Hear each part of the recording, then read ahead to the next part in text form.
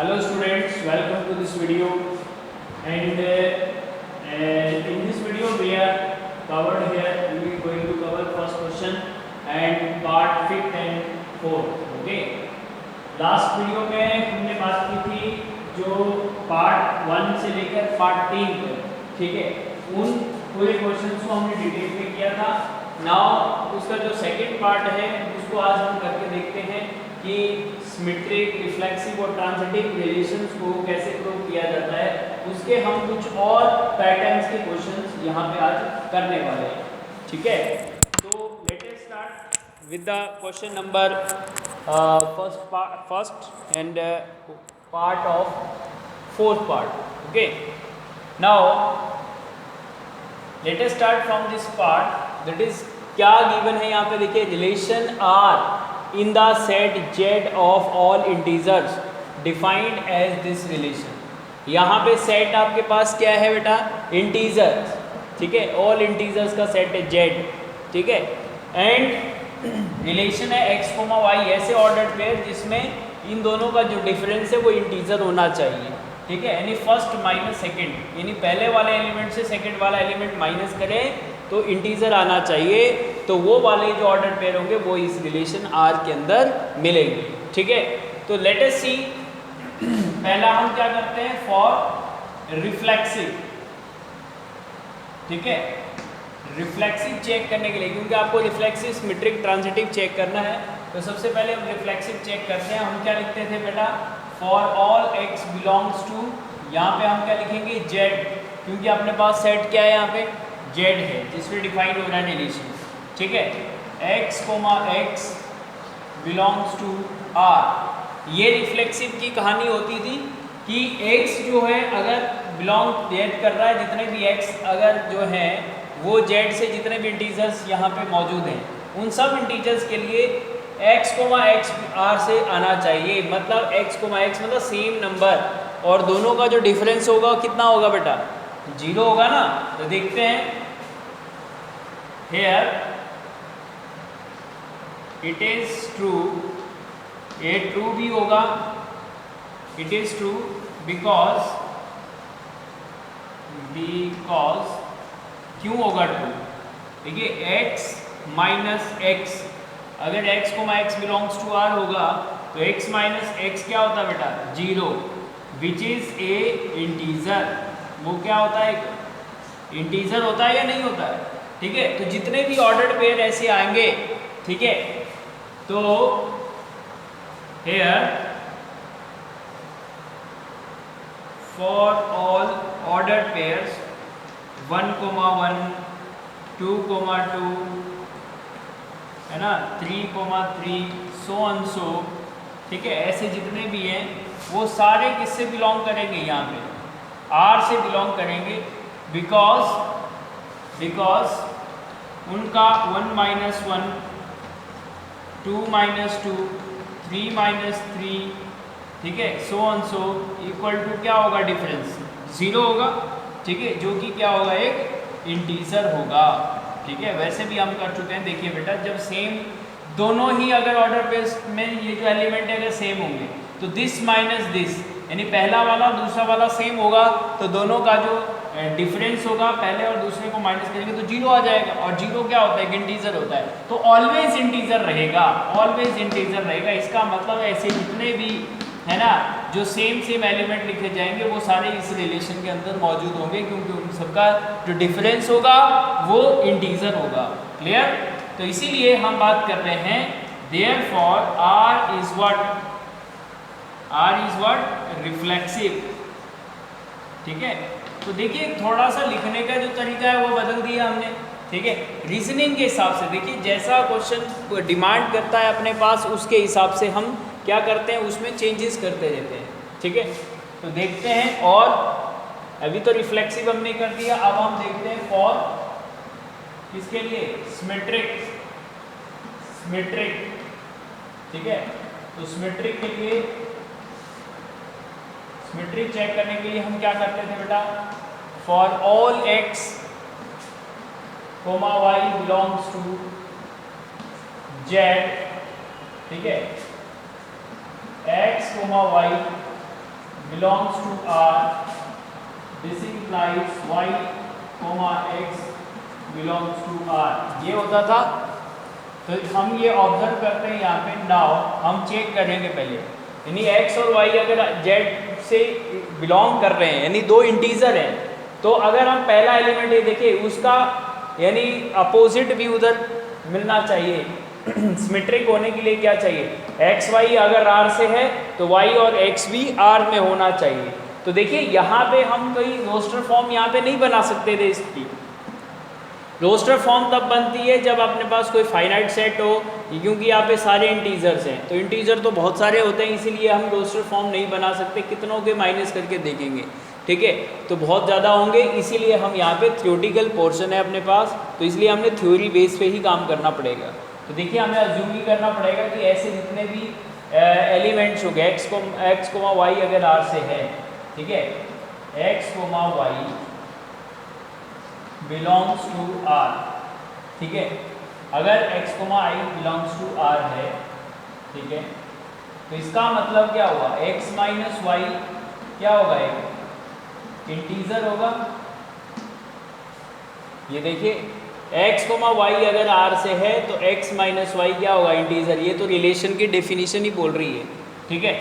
तो इसका मतलब अगर हम क्या करें, दोनों साइड नेगेटिव से माइनस से मल्टीप्लाई कर दें, तो माइनस से इधर मल्टीप्लाई करेंगे तो ये हो जाएगा x माइनस वाई, और ये हो जाएगा माइनस ऑफ इंटीजर, ठीक है। ये देखिए, और ये माइनस जब मैं ओपन करूंगा तो ये y तो हो जाएगा प्लस का और x हो जाएगा माइनस का, होगा या नहीं। और देखिए इंटीजर का नेगेटिव क्या होता है, इंटीजर ही होगा। अरे भाई कोई पॉजिटिव होगा तो नेगेटिव हो जाएगा, जो नेगेटिव अगर होगा तो वो पॉजिटिव हो जाएगा, उसका एक दूसरे का नेगेटिव करेंगे तो रहेगा तो ऑलवेज क्या, इंटीजर। वो समझ में आ रही है बात भाई। x कोमा वाई अगर r से बिलोंग कर रहा है तो x माइनस वाई इंटीजर है। x कोमा वाई अगर r से बिलोंग कर रहा है तो x माइनस वाई इंटीजर है। तो मैंने वही लिखा और गलती नहीं की कुछ इसमें, क्योंकि रिलेशन की डेफिनेशन लिखी। फिर मैंने क्या किया, दोनों साइड माइनस से मल्टीप्लाई कर दिया, तो यहाँ तो हो जाएगा y माइनस एक्स, और यहाँ पे इंटीजर का नेगेटिव हो गया, तो इंटीजर का नेगेटिव ऑलवेज क्या होगा, ठीक है। तो इधर हम लिख भी सकते हैं साइड में, negative of integer is always integer. बात समझ आ रही है ना, इंटीजर का नेगेटिव भी इंटीजर ही होता है। तो अब देखिए इसका मतलब क्या हुआ, अगर y माइनस एक्स इंटीजर है, देखिए अगर x माइनस वाई इंटीजर है तो x कोमा वाई r से बिलोंग कर रहा है। अगर y माइनस एक्स इंटीजर है, तो इसका मतलब y कोमा x किससे बिलोंग करना चाहिए, r से करना चाहिए नहीं, क्योंकि पहला माइनस दूसरा इंटीजर है, तो पहला कोमा दूसरा बिलोंग्स टू आर, तो पहला कोमा दूसरा बिलोंग्स टू आर है, तो पहला माइनस दूसरा इंटीजर है। देखिए रिलेशन की डेफिनेशन बन रही है, तो इसका मतलब अगर ये रिलेशन में है तो ये भी रिलेशन में होगा ही होगा। तो this thing implies because x comma Y belongs to R implies क्या हो गया, y comma x belongs to R, therefore r is what, symmetric, r is symmetric, ठीक है। तो देखिए रिफ्लेक्सिव भी हो गया, सिमेट्रिक भी हो गया। अब इसको हम ट्रांजिटिव करके देखते हैं, ठीक है। तो ट्रांजिटिव के लिए लिखेंगे फॉर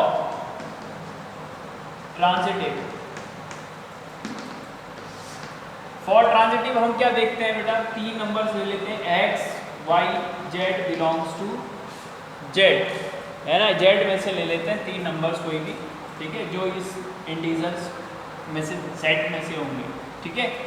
तो इसके लिए क्या कंडीशन होती है, x comma y belongs to r and y comma z belongs to r implies x comma z belongs to r, ठीक है। ये होता है ट्रांजिटिव के केसेस में। तो लेकिन अब हमें लेके क्या चलना है कि ये दो तो अपने पास गिवन है और ये होना चाहिए, ठीक है। तो देखिए ये गिवन है तो लेके चलते हैं। नाउ क्या, late x, y belongs to R and y minus y, z belongs to R, ये हम लेट कर लेते हैं कि ये दोनों R में से है, और ये चेक करना है कि R में से होगा या नहीं होगा R में, ठीक है। तो देखिए x, y R से है, तो इसका मतलब x माइनस y क्या होगा, एक इंटीजर होगा या नहीं। सिमिलरली यहाँ पे y माइनस जेड क्या होगा, एक इंटीजर होगा या नहीं। This is equation number first, this is equation number second, ठीक है। अगर ये R से बिलोंग कर रहा है ना, देखिए x, y belong to R कर रहा है तो x माइनस वाई इंटीजर होगा, ठीक है। और अगर y माइनस जेड R से बिलोंग कर रहा है तो y माइनस जेड क्या होगा, एक इंटीजर होगा, क्योंकि R की डिफिनीशन बोल रही है, ठीक है। अब हम क्या करते हैं, फर्स्ट और सेकंड को ऐड कर लेते हैं, ठीक है। फर्स्ट प्लस सेकंड इम्प्लाइज, तो देखिए इसकी लेफ्ट साइड लेफ्ट में जुड़ेगी, x minus Y plus Y minus Z is equal to, यहाँ क्या है बेटा, इंटीजर प्लस यहाँ पे भी क्या है, इंटीजर। क्लियर। तो यहाँ पे देखिए आपके पास बचा गया, y से y कैंसिल हो गया, x minus Z is equal to, yes integer plus integer, always integer. देखिए इंटीजर और इंटीजर का जो सम होता है वो इंटीजर ही रहेगा, ठीक है ना, कॉम्यूटेटिव होता है इंटीजर, ठीक है। तो इधर साइड में लिख भी दो, ये रीजनिंग जरूरी होती है। Sum of two integers, integers always integers, ठीक है ना, ये होता है, दो इंटीजर्स का सम ऑलवेज इंटीजर होता है ना, क्लोजर प्रॉपर्टी होती है इंटीजर में बेटा, ठीक है। तो इसका मतलब क्या हुआ, यस देखिए x minus Y belongs to R कर रहा था तो x माइनस वाई इंटीजर था, y minus Z belongs to R कर रहा था, y माइनस जेड इंटीजर था। तो अब अगर x माइनस जेड इंटीजर है तो इसका मतलब क्या हुआ, x, z क्या होगा बेटा, R से बिलोंग करेगा या नहीं करेगा, बिल्कुल करेगा। देखिए x माइनस जेड, तो पहला माइनस दूसरा अगर इंटीजर है तो पहला कोमा दूसरा R से बिलोंग करेगा। तो यही प्रूव करना था, ये देखिए बेटा यही प्रूव करना था। अगर ये दोनों अगर R से है तो ये R से है या नहीं है, यही चेक करना था, और आया भी, देखिए, ठीक है। तो इसका मतलब आपके पास R क्या होगा, R इज क्या, ट्रांजिटिव, R क्या हो गया, ट्रांजिटिव हो गया। और अब आप कंक्लूजन लिख सकते हैं, देयरफॉर पूरा क्वेश्चन का जो कंक्लूजन होगा क्या होगा, R is reflexive, symmetric and transitive. ये देखो तीनों ही आया, ये पहली बार ऐसा हुआ अपने पास कि तीनों ही है, रिफ्लेक्सिव भी है, ट्रांजिटिव भी है और सिमेट्रिक भी है, ठीक है। तो दिस इज क्वेश्चन नंबर 4, जो पार्ट था फर्स्ट का, फोर्थ पार्ट, वो मैंने आपको बता दिया कि आपके पास अभी तक पहला केस आया जिसमें आपके पास थ्योरी बेस्ड है, यानी रोस्टर फॉर्म नहीं थी, और रोस्टर फॉर्म जब तक नहीं है तो हम इस तरह से अब थ्योरी में ही काम करेंगे, ठीक है। तो ऐसा ही क्वेश्चन हम और आगे बढ़ते हैं। अभी क्वेश्चन नंबर जो पार्ट इसका 5th है, उस पार्ट में देखते हैं हम नेक्स्ट में, थोड़ा सा और आपको और ज़्यादा अपडेट हो जाएगा कि किस तरह से हम लिख रहे हैं, क्योंकि थ्योरी बेस्ड है, इसको लिखने में थोड़ा सा दिक्कत आती है। देखिए क्वेश्चन नंबर फर्स्ट का 5th पार्ट है, वो हमने 4th पार्ट कर लिया, लेकिन इस 5th पार्ट के अंदर भी 5 पार्ट्स हैं, ठीक है। तो इसमें भी आपको वही चीज़ करनी है, रिफ्लेक्सिव, सिमेट्रिक, ट्रांजिटिव, बट आपके पास यहाँ पे रिलेशन जो है वो एक स्पेशल एक सेट के ऊपर डिफाइन हो रहा है, और वो जो सेट ए है that is the set of human beings in A town. किसी टाउन में या सिटी में एक मतलब ह्यूमन बींग्स का जो पॉपुलेशन है उसका सेट है, मतलब ए सेट के अंदर क्या है, ह्यूमन बींग्स हैं, ठीक है, आदमी, हम लोग जैसे जो लोग हैं वो उस सेट के अंदर है, किसी एक पर्टिकुलर टाउन में किसी पर्टिकुलर टाइम की बात कर रहे हैं, ठीक है। तो आपको क्या करना है, रिलेशन आपके पास आर दिया है कि एक्स एंड वाई जो है, X comma Y, that is X and Y work at the same place, ठीक है। मतलब वो जो दो यहाँ पे एक्स एंड वाई क्या होंगे, हमेशा ह्यूमन बींग्स होंगे, क्योंकि एक्स और वाई क्या है, सेट किस में डिफाइंड हो रहा है, ह्यूमन बींग्स में। तो अभी हम किसकी बात कर रहे हैं, जनरली ह्यूमन बींग्स की बात करेंगे, ये सोच लो आप, ठीक है, इस 5th पार्ट के अंदर। तो x और y जो ह्यूमन बींग्स है, तो ये दोनों जो ह्यूमन बींग्स हैं, आपको सेट रिलेशन में क्या दिया है कि दोनों ह्यूमन बींग्स में क्या रिलेशन होना चाहिए, वो रिलेशन ये होना चाहिए कि x और y जो है वर्क एट सेम प्लेस, मतलब x और y जो है एक जगह ही काम करेंगे, ठीक है, ये रिलेशन होना चाहिए।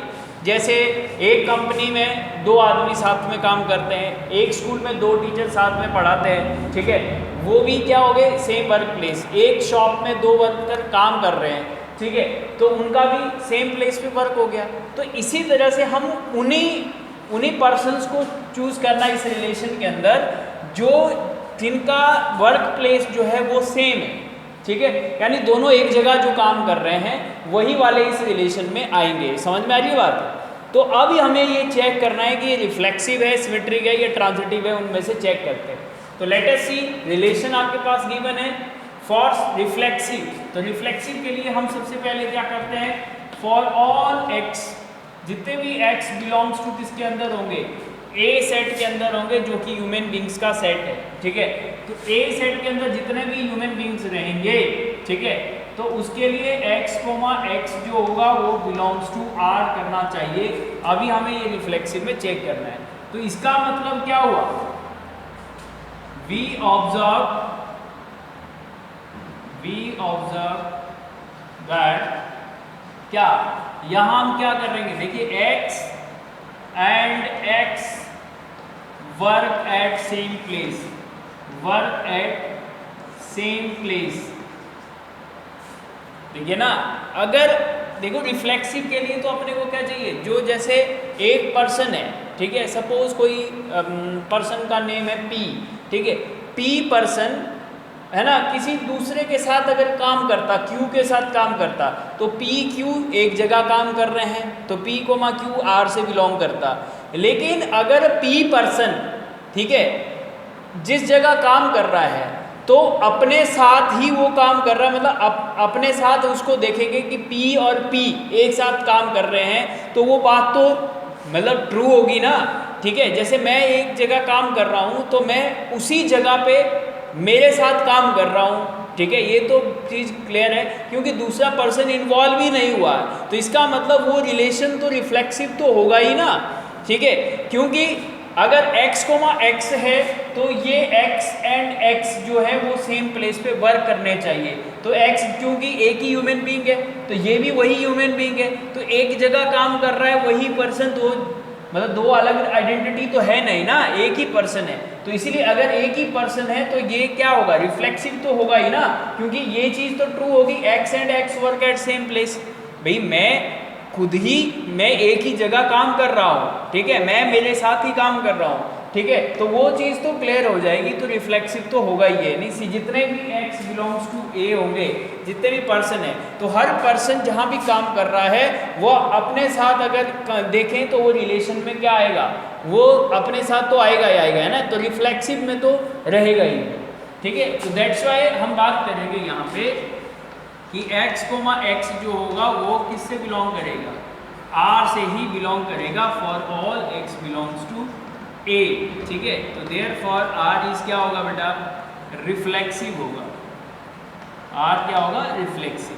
चाहे तो ये वाली चीज़ आप मत लिखो, पहले आप ऑब्जर्व लिख दो, क्योंकि ये वाली चीज़ आप पहले लिख दिए तो कंक्लूजन में यही चीज़ आपने लिख दिया, ठीक है। तो क्योंकि आपको थ्योरी यहाँ पे बनाना है, ठीक है, पहले हम चेक करते थे, तो रिफ्लेक्सिव के लिए होता तो ये है, लेकिन हमने क्या ऑब्जर्व किया, ऐसा ऑब्जर्व किया कि x और x work at same place, तो इसका मतलब x, x क्या होगा, R से बिलोंग करेगा, क्योंकि ये और ये अगर सेम प्लेस पे वर्क करते हैं तो x, x R से बिलोंग करेगा, ठीक है। अब इसी तरह से देखते हैं फॉर सिमेट्रिक। देखिए फॉर सिमेट्रिक के लिए आपने को क्या करना होता है, ठीक है, अगर हम लेट करते हैं या for all x, y belongs to A, let x, y r से अगर बिलोंग कर रहा है, ठीक है, x, y, क्योंकि हमें देखिए क्या करना होता है, x, y r से बिलोंग कर रहा है तो y, x को r से बिलोंग करवाना है सिमेट्री के लिए, यही चेक करना होता है, ठीक है। तो अगर x, y r से बिलोंग कर रहा है तो मुझे बताओ x and y were at same place, इसका मीनिंग यही निकलता है। अगर x, y रिलेशन में है तो इसका मतलब ये दोनों बंदे एक साथ काम करने चाहिए, ठीक है। और इसी चीज का मतलब क्या निकलता है, अगर x and y same place पे वर्क करने चाहिए तो y और x भी तो सेम प्लेस पे वर्क करने चाहिए। y and x work at same place, अरे रहेंगे तो वही। हम ये बोल दें कि भाई मोहन और श्याम है ना एक जगह काम करते हैं, तो हम ये भी तो बोल सकते हैं श्याम एंड मोहन एक जगह काम करते हैं, तो फर्क क्या हुआ इस चीज़ का, वो कोई फर्क नहीं हुआ ना। तो हम उन दोनों को आगे पीछे लिख सकते हैं, जैसे x, y r से बिलोंग कर रहा है तो x and y same place पे वर्क कर रहे हैं, तो इसका मतलब x and y same place पे वर्क कर रहे हैं, तो इसी लाइन का सेंस तो ये भी तो हुआ। अगर x एंड y एक जगह काम कर रहे हैं तो y एंड x भी एक जगह काम कर रहे हैं, तो इसमें कोई मतलब अलग चीज़ नहीं है, लेकिन इसका सेंस ये भी बनता है नहीं। और अगर y and x same place पे वर्क कर रहे हैं तो इसका मतलब y, x किससे बिलोंग करना चाहिए, r से बिलोंग करना चाहिए। तो देखिए हम लेट क्या किया था, x, y r से बिलोंग कर रहा है और पहुंचेंगे क्या, y, x r से बिलोंग कर रहा है, तो इसका मतलब सिमेट्रिक तो हो ही गया ना, ठीक है। फिर से देख लो बेटा, अगर x, y r से बिलोंग कर रहा है तो इनका मतलब ये जो दोनों है एक जगह काम करने चाहिए। अब ये दोनों एक जगह काम करने चाहिए, मतलब इन दोनों को पलट के भी देखें, x and y work at same place, then y and x work at same place, ठीक है, एक ही बात है। तो इसका मतलब अगर ये इस तरह से लिखा जा रहा है तो इसका मतलब ये, इसका मीनिंग तो ये भी तो निकलेगा y, x belongs to r, क्योंकि ये दोनों जो ऑर्डर पेयर होते हैं इन दोनों को आगे पीछे करने से भी क्या हुआ, ये दोनों सेम ही रहेंगे, इसका सेंस तो वही रहेगा। तो इसका मतलब y और x भी अगर लिख देंगे तो रिलेशन में रहेगा।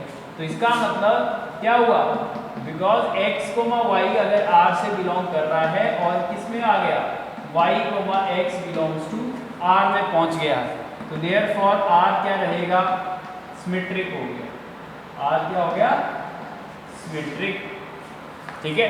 अब इसी तरह से लास्ट में किसके लिए देखना है हमें, ट्रांजिटिव के लिए, फॉर ट्रांजिटिव। तो ट्रांजिटिव के लिए हम क्या काम करते हैं, तो देखिए सबसे पहले हम ये लिखते हैं, for all x, y, z belongs to a, ठीक है। लेट, पहले हम लेट कर लेते हैं, x, y r से बिलोंग कर रहा है and y, x belongs to r। पहले हमें ये लेट कर लेने दोनों की, ये दोनों अगर r से है तो x, z, ये z आएगा, x, y belongs to r, y, z belongs to r, then x, z r से बिलोंग करना चाहिए, ठीक है। तो अगर इसके लिए हमें ये चीज बनानी है तो पहले इसको हमें रिलेशन के अकॉर्डिंग लिखना पड़ेगा। देखिए इसका मीनिंग क्या हुआ, x, y belongs to r, x and y work at same place, work at same place, इसका मतलब यही हुआ, इसको नंबर 1 हम दे देते हैं, ठीक है। और यहां से क्या मीनिंग निकला, y and z work at same place, यही निकला ना भाई। y, z r से बिलोंग कर रहा है तो y एंड z यानी according to definition of the relation y and z work at same place, इसको नंबर हमने क्या दे दिया, सेकंड। अब बेटा मुझे बताओ आप, फर्स्ट एंड सेकंड से क्या मिला, x, y एक जगह काम करते हैं और y और z भी एक जगह काम करते हैं, तो इससे क्या मिला, देखिए ना, सपोज एग्जाम्पल मैं बता रहा हूँ, राम श्याम एक जगह काम करते हैं और श्याम और राधे एक जगह काम करते हैं, तो राम, मोहन और राधे तीनों एक जगह काम करते हैं ना, यही तो बात हुई, ठीक है। तो देखिए ना, x और y एक जगह काम कर रहे हैं, तो y किसकी जगह काम, y और x जो है एक जगह ही काम कर रहे हैं, और यही कह रहा है कि y और जो z है, y के साथ एक और पर्सन जो z है वो भी सेम जगह काम करते हैं। तो y तो x वाली जगह पे काम करता है, जहाँ x काम करता है वहीं y काम करता है, और जहाँ y काम करता है वहाँ z भी काम करता है। तो इसका मतलब z भी उसी जगह काम करता है जहाँ पे x काम कर रहा है, ठीक है ना, क्योंकि x और y एक जगह काम करते हैं, और उसी जगह पे y और z भी एक जगह काम करते हैं, क्योंकि वही y है पर्सन, तो y जहाँ काम करता है वहाँ z भी काम करता है। तो इसका मतलब x और जो z है वो एक ही जगह काम करते हैं, ठीक है। तो बाय फर्स्ट एंड सेकंड आपके पास क्या मिला, बोलो, x and z work at same place, work at same place, ठीक है। तो this thing implies x and z, ठीक है, x and z work at same place. तो x, z, इधर x, y था, ठीक है। तो x, z, अगर x और z work at same place होगा तो इसका मतलब x, z जो होगा वो किससे बिलोंग करेगा बेटा, R से बिलोंग करेगा। तो देखिए ये और ये अगर R से बिलोंग कर रहे थे तो ये भी R से बिलोंग कर रहा है, तो therefore R is what, transitive, R is what, transitive. बात समझ में आ रही है नहीं? तो ये देखिए थ्योरेटिकल काम है अपना, इस तरह से हमें रीजनिंग करके ये काम करना पड़ेगा, ठीक है। तो पहले रिफ्लेक्सिव करना है, फिर सिमेट्रिक करना है, फिर ट्रांजिटिव चेक करना है, और लास्ट में देयरफॉर आप रीजन लिख ही सकते हो कि R is reflexive, symmetric and transitive. तीनों केसेस में अपने पास ये कंडीशन तीनों ही है, मतलब रिफ्लेक्सिव भी है, ट्रांजिटिव भी है, सिमेट्रिक भी है, ठीक है। अब देखते हैं इसका जो सी पार्ट है, बी बिल्कुल सेम पार्ट है, तो इसलिए मैं बी आपको नहीं करवा रहा हूँ, बी आपका सेम ही है, क्योंकि देखिए x एंड y, अगले बी पार्ट में जो है वो x एंड y, बस इतना सा फर्क है, x and y live in same place. अब सेम प्लेस, जैसे मैंने अभी आपको बताया वर्क एट सेम प्लेस और लिव एट सेम प्लेस, वो फंक्शन तो लगभग वही हुआ ना बेटा, इसमें इस रिलेशन में कोई आपको इतना ज़्यादा चेंजेस नहीं है। तो you can do second part of the fifth one, ठीक है। इस फिफ्थ का सेकेंड पार्ट बिल्कुल देखिए, बिल्कुल डिट्टो सेम है, वर्क एट सेम प्लेस और लिव एट सेम प्लेस, यही है। आई थिंक मैं चेक कर सकता हूँ एक बार, second, X and Y live in the same locality, तो सेम लोकेलिटी मतलब एक ही जगह रहते हो, तो वही देखिए वही सब कुछ सेम ही हो जाएगा, और ये रिफ्लेक्सिव भी होगा, सिमेट्रिक भी होगा, ट्रांजिटिव भी होगा, फिर से वही काम हो जाएगा, ठीक है। तो ये सेकंड पार्ट भी आप खुद कर सकते हैं, मैं थर्ड वन करवा देता हूँ आपको, ठीक है। थर्ड पार्ट जो है इसका, देखिए बेटा, ये फिफ्थ पार्ट का आपके पास सी पार्ट है, ए और बी आप खुद कर सकते हैं, क्योंकि ए मैंने करा दिया, बी आपका सेम था।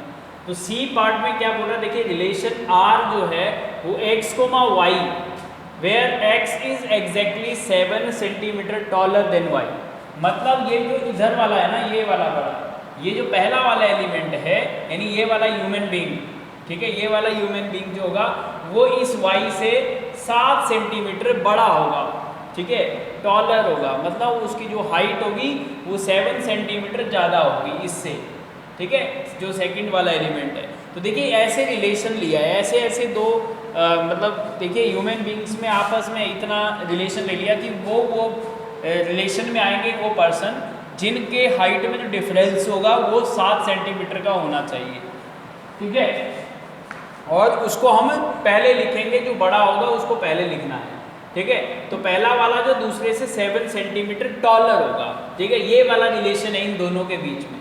तो अब आपको चेक करना है कि ये भैया रिफ्लेक्सिव है या नहीं, ठीक है। देखिए वैसे तो ये ना तो रिफ्लेक्सिव होगा, ना ट्रांजिटिव होगा, ना सिमेट्रिक होगा, क्यों नहीं होगा, हम एक एक बार इसको चेक कर लेते। देखिए फॉर रिफ्लेक्सिव के लिए हम यही करते थे कि x, x R से बिलोंग कर रहा है, लेकिन यहाँ पे देखिए क्या, अगर ये और ये अगर दोनों सेम हुए तो दोनों सेम हुए, जैसे मैं मुझसे ही 7 सेंटीमीटर क्या बड़ा होऊंगा मैं, क्या आप अपने से ही 7 सेंटीमीटर बड़े हो, नहीं, नेवर, हो ही नहीं सकता, ठीक है। आप अपने से बड़े हो यार, क्या मतलब हुआ इसका, आप अपने के बराबर हो, ठीक है, आप अपने से ना बड़े हैं ना छोटे हैं, ठीक है। तो एक पर्सन अगर दूसरे से कंपेयर करेंगे जब तो उसकी दोनों की हाइट में चेक करते हैं, लेकिन अपना अपने साथ ही अगर कंपैरिजन करेंगे तो बेटा वो तो इक्वली आएगा ना, उनका डिफरेंस थोड़ा ना आएगा, डिफरेंस तो 0 आएगा। लेकिन यहाँ पे डिफरेंस क्या होना चाहिए, एग्जैक्टली 7 सेंटीमीटर का होना चाहिए, तो इसलिए रिफ्लेक्सिव नहीं है। तो हमारे पास जो भी केसेस आएंगे, because same human beings x can not B taller than himself और हरसेल्फ, चाहे वो मेल है चाहे फीमेल है, ठीक है, अपने से ही वो 7 centimetre can not B taller, यानी हम बड़ा नहीं हो सकता, अपने से ही बड़ा नहीं हो सकता, क्योंकि ये रीज़न मैंने यहाँ पे लिखा है। देखिए, तो आपको भी इस तरह से थ्योरी लिखनी पड़ेगी साइड में कि एक ही पर्सन अपने से बड़ा तो नहीं हो सकता ना, इसीलिए दोनों अगर सेम ऑर्डर सेम अगर ऐसे एलिमेंट आते हैं तो वो इस आर से बिलोंग नहीं करेंगे, ठीक है, क्योंकि इन दोनों में हाइट में 7 सेंटीमीटर का डिफरेंस है, ठीक है। तो इसलिए आर जो होगा वो रिफ्लेक्सिव नहीं होगा। इसी तरह से सिमेट्रिक के लिए हम क्या करते हैं, देखिए x, y belongs to r किया, तो अपने को ये देखना था कि y, x से r से बिलोंग करेगा या नहीं। तो देखिए x जो है वो अगर x, y r से बिलोंग कर रहा है तो x जो है y से 7 सेंटीमीटर बड़ा होगा, ठीक है। लेकिन इसका मतलब ये थोड़ा ना है कि y जो है x से 7 है। मतलब अगर हम बात करें कि राधा और प्रीति जो है वो एक दूसरे से 7 सेंटीमीटर बड़े हैं, मतलब अगर राधा प्रीति से 7 सेंटीमीटर बड़ी है तो इसका मतलब प्रीति 7 सेंटीमीटर राधा से तो नहीं होगी ना बड़ी, उससे तो छोटी रहेगी, तो एक दूसरे से बड़े नहीं हो सकते। अगर एक बड़ा है तो दूसरा उससे छोटा ही रहेगा, ठीक है। लेकिन यहाँ पे सिमेट्रिक होने के लिए क्या चाहिए था कि x जो है वो y से 7 सेंटीमीटर बड़ा है और y भी x से 7 सेंटीमीटर बड़ा। अरे ऐसा नहीं हो सकता भाई, ठीक है। x जो है वो 7 सेंटीमीटर अगर बड़ा है, ठीक है, क्योंकि अगर x, y belongs to r कर रहा है तो इसका मतलब ये हुआ कि x जो है y से 7 सेंटीमीटर टॉलर होगा। लेकिन इसका मतलब ये बिल्कुल नहीं होगा कि y जो है x से बड़ा होगा, क्योंकि x से 7 सेंटीमीटर बड़ा है, x बड़ा है भैया, x बड़ा है, तो x अगर बड़ा है तो y बड़ा थोड़ा ना हो सकता फिर, ठीक है। तो एक ही केसेस में ये दोनों चीज नहीं हो सकती, x अगर y से बड़ा है तो y x से बड़ा उस टाइम नहीं हो सकता, ठीक है। तो इसीलिए y can not B taller than x, यही लिखा मैंने। देखिए x exactly 7 centimetre greater than, मतलब x, y अगर r ये r से बिलोंग कर रहा है ना x, y, तो इसका मतलब यही है कि x जो है y से 7 सेंटीमीटर बड़ा होगा, लेकिन y x से बड़ा नहीं हो सकता, इसीलिए ये जो y, x है ये r से नहीं आएगा, इसीलिए ये क्या हुआ, सिमेट्रिक नहीं हुआ, ठीक है। इसी तरह से देखिए ट्रांजिटिव के केसेस में, ट्रांजिटिव के केसेस में हम दो लेके चलते हैं, लेट x, y r से बिलोंग कर रहा है, y, z r से बिलोंग कर रहा है, ठीक है। तो अगर x, y r से बिलोंग कर रहा है तो x y से 7 सेंटीमीटर बड़ा है, और यहाँ y अगर z r से बिलोंग कर रहा है तो y z से 7 सेंटीमीटर बड़ा है। तो देखिए x मतलब x जो है वो y से 7 सेंटीमीटर बड़ा है और y z से 7 सेंटीमीटर बड़ा है। तो मुझे बताओ x जो होगा वो z से कितना हो गया, 14 सेंटीमीटर बड़ा हुआ ना भैया। x जो है y से 7 बड़ा है और y जो है वो z से 7 सेंटीमीटर बड़ा है, तो z जो है वो x से कितना छोटा हो गया, 14 सेंटीमीटर छोटा हो गया, यानी x जो होगा वो z से 14 सेंटीमीटर एग्जैक्टली बड़ा होगा, ठीक है। अगर यहाँ पे 7 आता तभी x, z r से बिलोंग करता, ठीक है, लेकिन यहाँ पे कितना आ गया बेटा, 14 आ गया, ठीक है। तो यही चीज़ मैंने यहाँ पे आपको बताई है। देखिए इसका मतलब ये है कि x y से 7 सेंटीमीटर बड़ा है, यहाँ y और z r से बिलोंग कर रहा है तो y z से 7 सेंटीमीटर बड़ा है। तो इसका मतलब फर्स्ट इक्वेशन और सेकंड इक्वेशन दोनों को नाम दे दिया मैंने। तो x जो है वो z से कितना बड़ा हो गया, 14 सेंटीमीटर बड़ा हो गया। तो इसका मतलब x और कोमा जो z है वो r से बिलोंग नहीं करेगा, क्योंकि अंतर अब 14 आ गया ना कि 7 है, ठीक है। तो इसीलिए r इज नॉट ट्रांजिटिव। बोलो बात समझ में आई है नहीं। तो एक और पार्ट करते हैं हम लास्ट इसका, क्योंकि दोनों लास्ट के जो पार्ट हैं वो सेम है। तो एक पार्ट मैं करा देता हूँ, डी वाला ई वाला आप कर लेंगे, ठीक है, क्लियर। देखिए बेटा ये इसका डी पार्ट है ना, और ई भी ऐसा ही है, लेकिन डी पार्ट में आपको क्या बोला है, देखिए x, y, x is a wife of y, यानी x जो है वाइफ है किसकी, ये, तो x क्या होगा, फीमेल, x क्या होगा फीमेल और ये क्या होगा मेल, ठीक है। क्योंकि फीमेल ही मेल की वाइफ होती है, ठीक है। तो इसका मतलब पहला वाला जो एलिमेंट होगा वो फीमेल होना चाहिए, दूसरा मेल होना चाहिए, ठीक है। तो अब आप देखते हैं कि ये रिफ्लेक्सिव है या नहीं है। तो मुझे बताओ x, x अगर R से बिलोंग कर रहा है तो क्या खुद की ही वाइफ खुद है? कभी हो सकता है क्या कि एक इंडिविजुअल, एक पर्सन है, ठीक है, जैसे मान लो कोई एक मेल है तो मेल मेल की ही वाइफ नहीं हो सकती, ना तो कोई फीमेल लेंगे तो फीमेल फीमेल की भी वाइफ नहीं हो सकती, ठीक है। लेकिन फीमेल मेल की वाइफ हो सकती है, ऐसे ही रिलेशन इसके अंदर आएंगे। तो देखिए रिफ्लेक्सिव तो बिल्कुल नहीं होगा क्योंकि इसमें जो है दोनों ह्यूमन बींग्स जो है वो सेम होंगे, ठीक है। तो ऐसा बिल्कुल नहीं होगा क्योंकि दोनों सेम ह्यूमन बींग्स हो गए तो x जो है पहला वाला अपना ही वाइफ नहीं हो सकता। तो ये मैंने आपको बता दिया कि x is wife of x का मतलब है which is not true, R is not reflexive, ठीक है।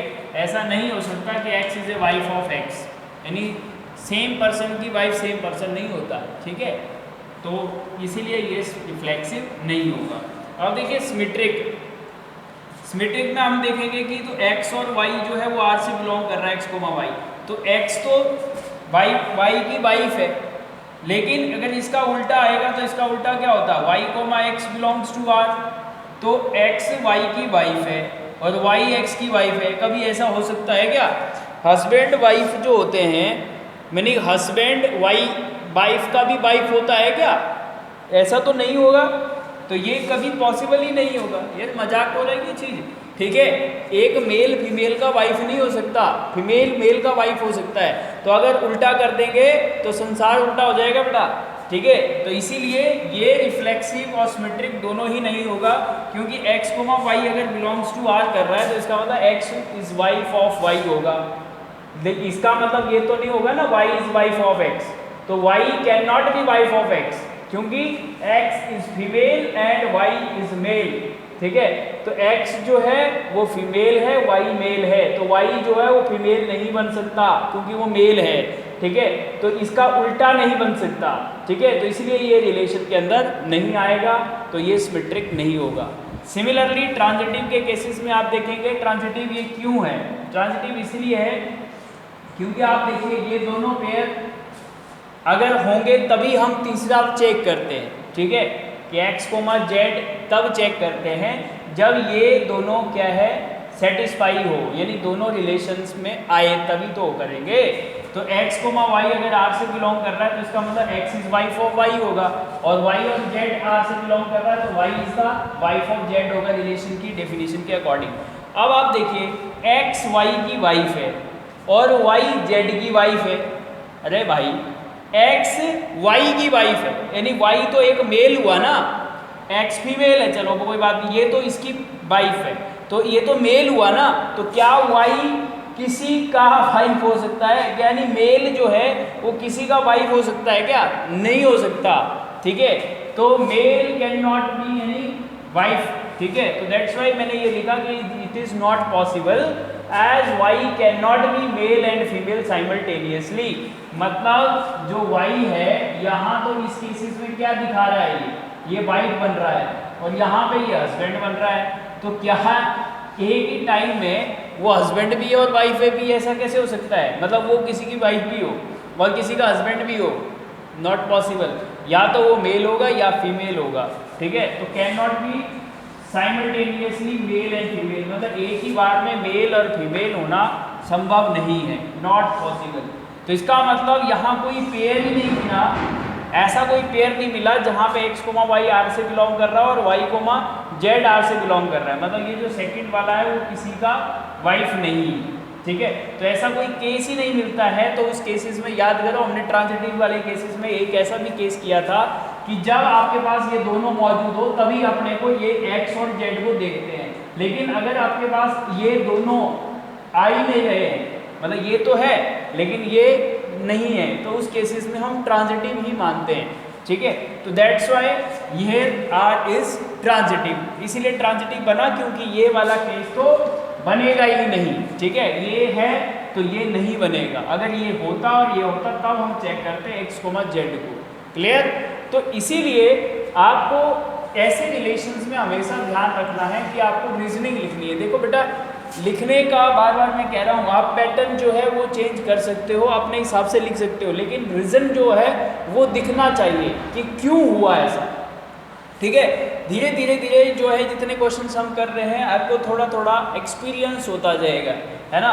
और यहाँ पे आप देखिए एक ऐसा ही इसका जो ई पार्ट है वो भी आप खुद कर सकते हैं, क्योंकि उसमें सिर्फ के क्या किया इसने, उसमें सिर्फ ये चेंज किया है। आई थिंक ई पार्ट में आपके पास है x is father of y, I think x is father of y, इसमें फादर कर दिया बस। ठीक है, तो अब मुझे बताओ x y का फादर है तो y x का फादर नहीं हो सकता, तो वैसे भी सिमेट्रिक तो होगा ही नहीं, और x का ही अपना ही फादर तो हो नहीं सकता, इसलिए ये भी नहीं होगा।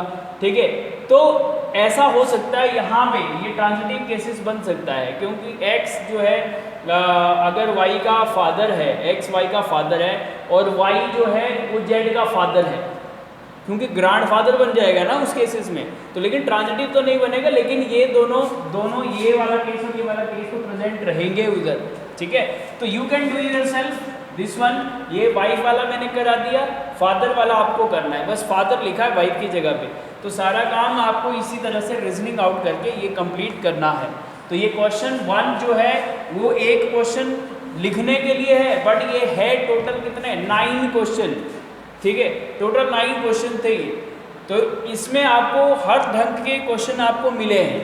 ठीक है, नो डाउट, पहले आपको रोस्टर फॉर्म वाले मिले, फिर आपको थोड़ा सा थ्योरेटिकल पोर्शन बनने लगा, फिर आपको ये रिलेशन जो है वो ह्यूमन बींग्स में, क्योंकि हम देखिए इसको अगर ये देखें कि हम प्रैक्टिकली सिचुएशंस में लाए, तो प्रैक्टिकली सिचुएशन में अब हम डालने लगे हैं। देखिए ह्यूमन बींग्स का हमने ले लिया एक लोकेलिटी में, तो इस तरह से हम रिलेशंस फाइंड आउट करने लगे हैं। ठीक है, तो एस्पेक्ट्स अगर रियल लाइफ में देखना है तो उस हिसाब से हम इसको यूज़ कर सकते हैं। तो है ना, फील करो, कंसेप्ट को समझने की कोशिश करो। ठीक है, क्योंकि जब तक हम यार समझेंगे नहीं, उसको हम अप्लाई नहीं करेंगे, एक्सप्लोर नहीं करेंगे, तब तक वो बात बनती नहीं है ना। रट्टा मत लगाओ कोई चीज़ को, ठीक है, पढ़ो तो उसको फील लगा के पढ़ो अच्छी तरह से। ठीक है, कंसेप्ट को क्लियर करो। तो आज के लिए इतना ही। इस वीडियो में हमने ये क्वेश्चन नंबर 1 कंप्लीट कर दिया है, तो अब नेक्स्ट वीडियो में लेके आएंगे क्वेश्चन नंबर 2 ऑनवर्ड्स। लेकिन तब तक के लिए आप यही काम करिए, इसको रिवाइज करिए, इसके 9 क्वेश्चंस को कंप्लीट करिए, revise again and again 2 times या 3 टाइम्स आप एटलीस्ट इसको करो। ठीक है, so thank you for watching, we will meet in the next video.